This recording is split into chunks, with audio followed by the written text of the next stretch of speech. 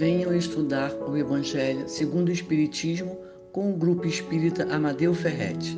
Estamos apresentando a palestra sobre o capítulo 3º, Há muitas moradas na casa de meu Pai, item 19, Progressão dos Mundos, pela expositora Andréa Emília, do Grupo Espírita Fraternidade Irmão Abraão.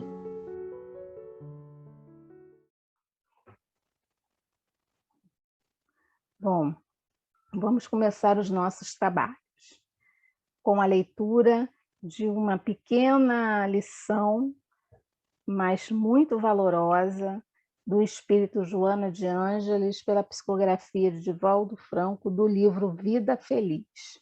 É a lição 92, que fala assim: não coloques as tuas aspirações nos entretenimentos, viagens, festas e folhetos. Caso te surjam as oportunidades para gozá-los, muito bem, aproveita e constatarás que estes prazeres passam como outras satisfações quaisquer, deixando-te ansioso por novas ocasiões de fruí-los, e assim incessantemente a quem sacrifique o futuro utilizando-se de empréstimos e prestações com juros extorsivos para viver estas ilusões, que retornam como pesadelos no momento dos resgates das dívidas. Busca os prazeres simples e duradouros, aqueles que não te perturbam o presente nem te escravizam no futuro. Graças a Deus, Senhor, por mais essa oportunidade que nos dá de estarmos reunidos em nome do Mestre Jesus, para mesmo distantes, podermos estudar um pouquinho do seu Evangelho à luz da doutrina espírita. Que os nossos amigos espirituais nos intuam, nos inspirem, nos orientem para que tenhamos excelentes momentos de estudos e reflexões. Que assim seja, graças a Deus. Bom, o tema que nós vamos tratar é o item 19, Progressão dos Mundos, do capítulo 3, Há muitas moradas na casa de meu Pai, de O Evangelho segundo o Espiritismo. E é um texto de Santo Agostinho, que ele começa assim: o progresso é lei da natureza. A essa lei, todos os seres da criação, animados e inanimados, foram submetidos pela bondade de Deus, que quer que todos se engrandeça e prospere. A própria destruição, que aos homens parece o termo final de todas as coisas, é apenas um meio de se chegar pela transformação a um estado mais perfeito, visto que tudo morre para renascer e nada sofre o aniquilamento. Então, essa primeira frase, essa primeira fala de Santo Agostinho já nos dá o teor do tema que nós estamos tratando, que fala assim: o progresso é lei da natureza, ou seja, todos nós estamos submetidos no progresso. Mas o que é progresso? Então, a gente pesquisar o significado da palavra, a gente descobriu que a palavra progresso, ela advém do latim progressus, pro, para frente, gressus, passo. O termo se aplica em seu sentido mais amplo a todo o processo que resulta na passagem do estado menos perfeito a um estado mais perfeito. E tem como característica fundamental que progredir significa avançar, e todo avanço é uma síntese entre os elementos adquiridos e os elementos novos. Então, vamos lá. Então, progredir é dar um passo à frente. independente do tamanho desse passo. É andar sempre para frente. Por isso que os espíritos dizem que não há retrogradação, que nós podemos ficar estacionados, a gente pode não andar. A gente pode ficar parado. Parado em quê?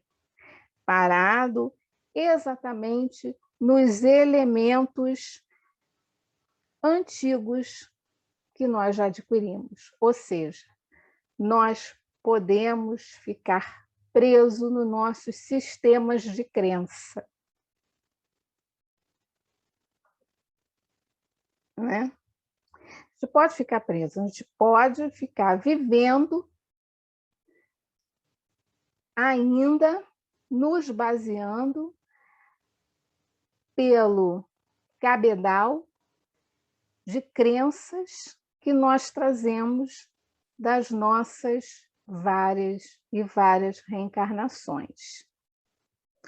Ou a gente pode estar dando os nossos passos, ou seja, buscar que acharemos, para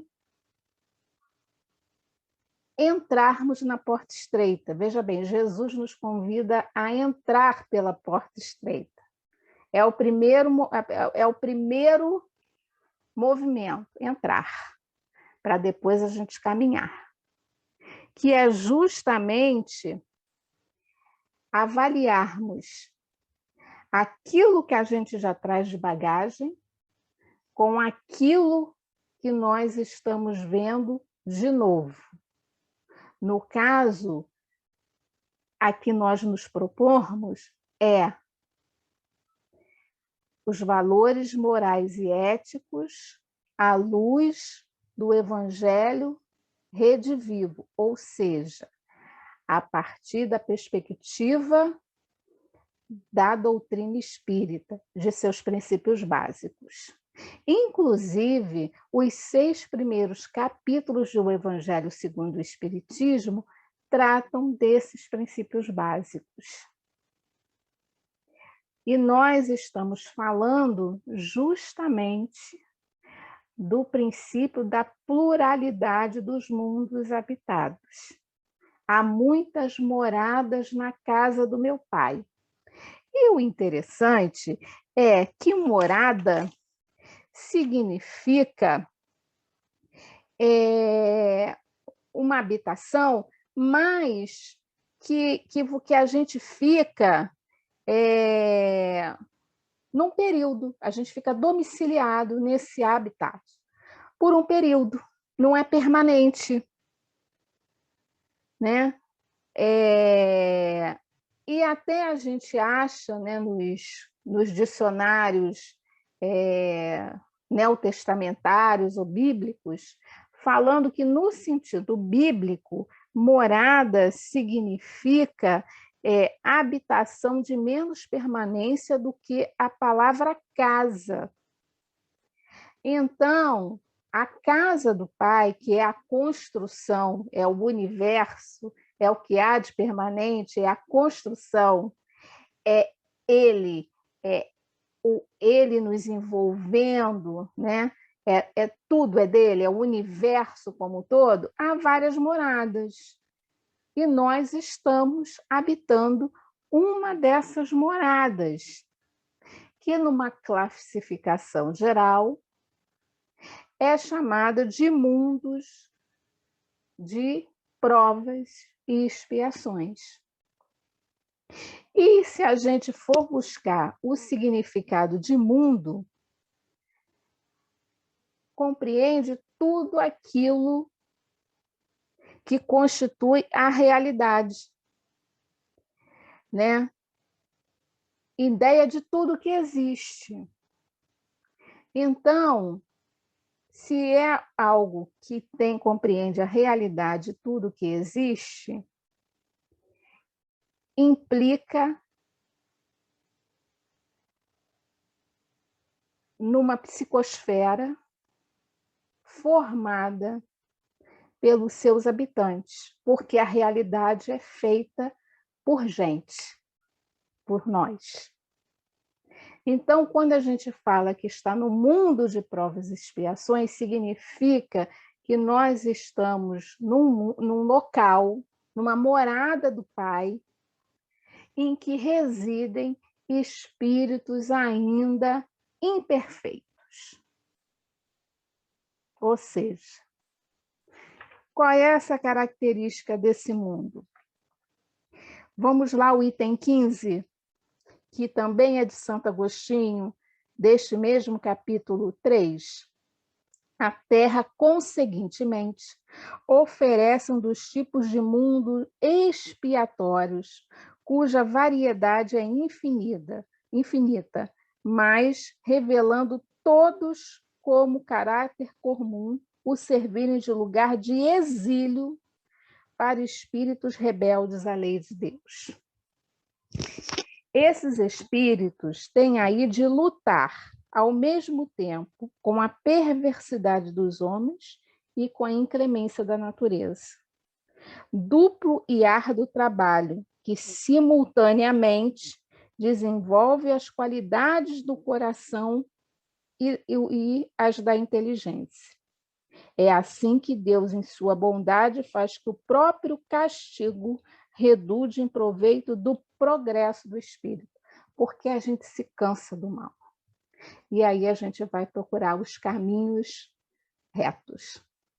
A gente vai progredir, vai caminhar para frente, porque nós estamos buscando a verdade verdadeira, a vida em abundância que o Cristo disse que veio trazer, e ele provou patentemente que ela existe, e nós entramos pela porta estreita. Entramos. Aí cada um vai fazer a sua caminhada de acordo com o seu tempo interno, com as suas capacidades, com as suas necessidades, com as suas singularidades, né? Então a gente está nesse mundo. E a gente está vivendo agora, né, um boom dessas perversidades, tanto dos homens quanto da natureza, porque nós estamos tendo que lidar com a existência de uma pandemia, que é um fenômeno da natureza, que muito provavelmente, e os espíritos nos falam isso, né? Principalmente nesse último livro do nosso querido Divaldo Pereira Franco, ditado pelo espírito Manuel Filomeno de Miranda, Rumo ao Mundo de Regeneração, que nos conta isso, que já estava na programação de Deus, né? Já estava na programação do nosso planeta passarmos por esses processos epidêmicos. Agora,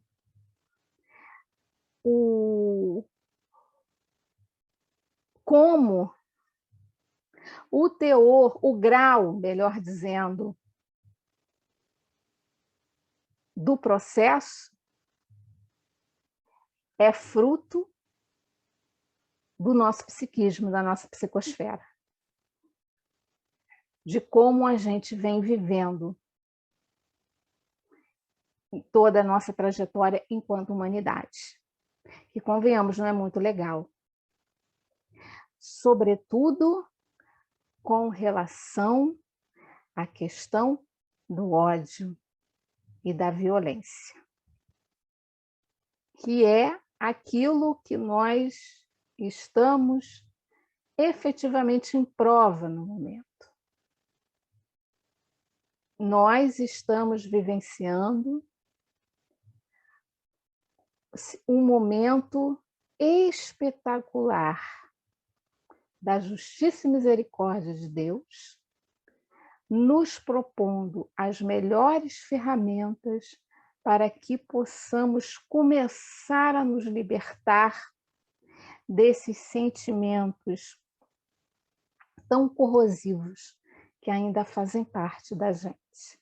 Mas o primeiro passo é que nós temos que assumir aonde se encontra o nosso ódio, né? É o primeiro passo. E lembremos que Jesus nos disse que os mansos herdarão a terra, ou seja, para termos equilíbrio, para termos saúde emocional, nós necessitamos da mansuetude. E para que a mansuetude flua, é necessário que assumamos esse lado muito agressivo que nós ainda trazemos. Agressão contra o próximo e, sobretudo, contra nós mesmos. Vide a quantidade de transtornos emocionais que nós temos vivenciados na atualidade, né? Então, dito isso, vamos lá. Então, nós, dentro dessa casa, dessa construção do nosso Deus, do nosso Pai, do nosso Criador misericordioso, justo e bom, estamos domiciliados numa morada que está em processo de transição. Por quê? Porque ela constitui-se num mundo, ou seja, em realidades que somos nós, porque o que existe? O espírito, nós, que principalmente nós encarnados, nós somos essas realidades, nós somos esses seres que já chegamos num ponto de maturidade psíquica que possibilita que possamos estar caminhando nesse turbilhão de espinhos na nossa trajetória, mas com alguma capacidade de transpô-lo de forma, nem que seja um pouquinho, mais equilibrada.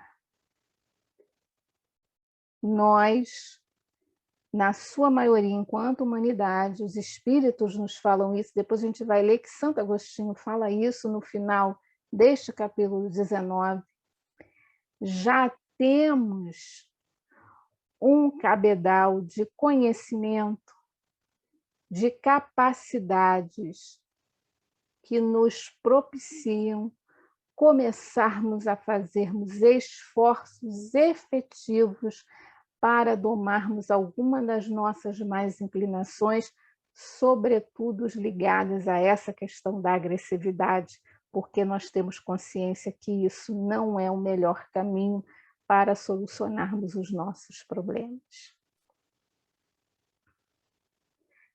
Com isso, nós vamos nos libertando de uma das principais chagas que fazem com que a gente ainda se prenda a mundos muito arraigados em expiações, que é o orgulho.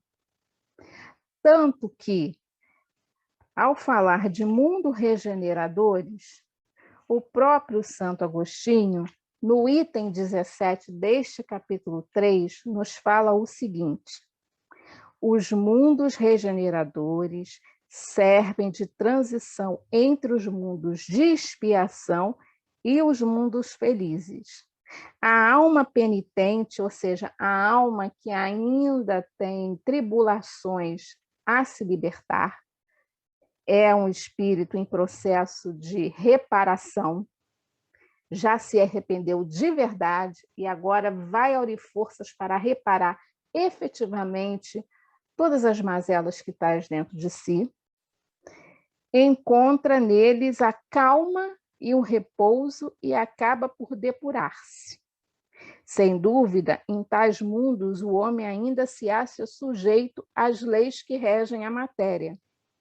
A humanidade experimenta as vossas sensações e desejos, mas libertas das paixões desordenadas de que sois escravos, isenta do orgulho, que impõe silêncio ao coração, da inveja que a tortura, do ódio que a sufoca. Olha só. Então, queridos e queridas, nós estamos vivenciando efetivamente um momento culminante, toda a humanidade, de progressão do nosso mundo. Lembrando, mais uma vez, reforçando isso, que mundo aqui implica em nós. O mundo só existe devido a nós, ou seja, nós estamos naquele ponto, já no ponto certo, para começarmos a nossa trajetória efetiva, para construirmos as bases internas, para iniciarmos a nossa caminhada. Entramos na porta e agora vamos a nossa caminhada rumo ao mundo de regeneração. Este mundo que ainda é um mundo de espíritos imperfeitos, que ainda é um mundo em que nós estamos muito presos à matéria, mas que nós já estamos mais libertos do orgulho, mais libertos da inveja e mais libertos do ódio. Que é o que a realidade nos aponta no momento e ela nos chama a nos libertarmos de. Olha só que momento histórico vigoroso, maravilhoso, que nós estamos tendo a oportunidade de vivenciar. Olha o quanto nós temos que agradecer ao nosso Mestre Jesus por estar nos conduzindo nesse caminho e, sobretudo, a Deus, nosso Pai, pela sua misericórdia e seu amor, nos proporcionarmos esses momentos valorosos, se nós tivermos olhos de ver e ouvidos de ouvir. Né? Então, é basicamente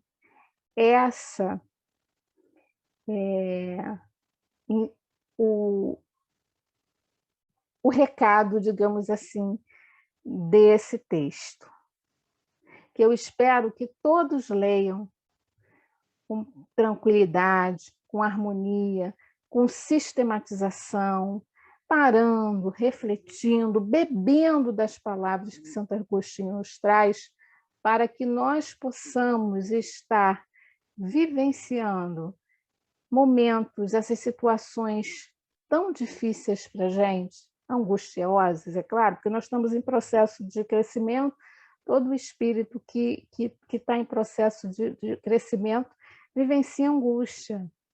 Angústia, de alguma forma, é a dor do crescimento. Não há como nós nos transformarmos, nos libertarmos das nossas sombras interiores, das nossas sombras psíquicas, sem que a gente se angustie, que a gente vai falar, meu Deus do céu, né? O que eu ainda trago dentro de mim? Mas eu tenho certeza de que lá no fundo, no fundo, no fundo, o que realmente pulsa é o amor de Deus. E à medida que a gente dá essa oportunidade para esse amor reverberar, as coisas vão se transformando e nós, de fato, vamos efetivamente, conscientemente, caminhando a passos lentos, mas para frente, que é a lógica do progresso. E Santo Agostinho termina o texto dele falando assim: segundo aquela lei, este mundo esteve material e moralmente num estado inferior ao em que hoje se acha, e se alçará sobre esse duplo aspecto a um grau mais elevado. Ele há chegado a um dos seus períodos de transformação em que do expiatório mudar-se-á a um planeta de regeneração, onde os homens serão ditosos, porque nele imperará a lei de Deus. Então, nós estamos, neste momento da nossa reencarnação, nessa situação em que nós nos encontramos, nos trabalhando. Essa reencarnação é valorosa porque ela nos permite agregarmos virtudes que têm a ver com a nossa inteligência. A virtude é um trabalho da inteligência, porque o homem inteligente, a missão do homem inteligente na Terra, que tem a ver com a humildade, faz com que essa inteligência se preencha de tal forma dessa virtude da humildade que as nossas capacidades intelectuais se abrem para que as demais virtudes possam fazer parte integrante da nossa vida. Seja o guia da nossa vida, qual o modelo Jesus. A gente também vai agregando valores emocionais sólidos. Por quê? Porque nós temos consciência de que somente a lei de Deus nos faz feliz. E a lei de Deus é uma lei de amor. Esse amor, que é essa emoção mais sublimada que existe, à medida que nós vamos progredindo, que nós vamos trabalhando essa progressão deste mundo, deste ser que nós somos, desta realidade divina que trazemos dentro de nós, vai se transformando em sentimentos. Sentimentos que transbordam, que envolve a nós e ao nosso próximo através da prática deste amor, que é a caridade. E aí, a gente vai se tornando benevolente, fazendo bem com vontade, sem ver a quem. Por quê? Porque a indulgência já faz parte da nossa vida. Nós vamos ver os nossos irmãos todos, em que condição que estejam, como companheiros em trajetória, que eles vão chegar lá, porque nós já passamos por aquilo que eles estão passando. Então, o nosso coração vai se enchendo de afetividade, de amorosidade, de generosidade, e nós vamos adoçando o nosso olhar para tantos quantos que ainda estão mergulhados em equívocos dilacerantes. Falamos dilacerantes porque sabemos a dor que isso causa na volta para a casa verdadeira, que é a erraticidade. Dito isso, a gente também vai crescendo em moralidade e em consciência ética. Nós vamos nos tornando aquelas pessoas que vamos colocando em prática a regra de ouro, que é amor aos inimigos.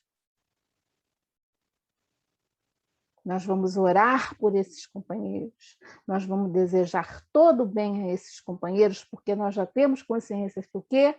Que só o amor, através da caridade, remove a multidão de pecados. Daí, nós vamos estar usando esses recursos éticos, que têm como base fazer ao próximo aquilo que gostaríamos que fizéssemos a nós mesmos,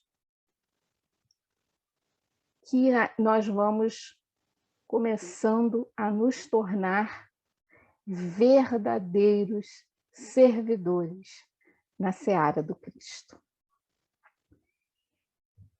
Que Jesus continue nos iluminando, nos amparando, nos envolvendo.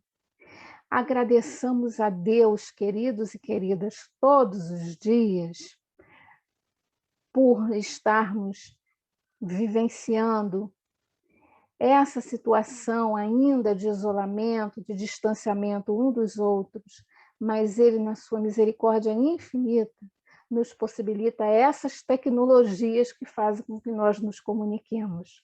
Olha como Deus é justo, de fato, como Ele é bom. Olha o amor de Deus nos envolvendo.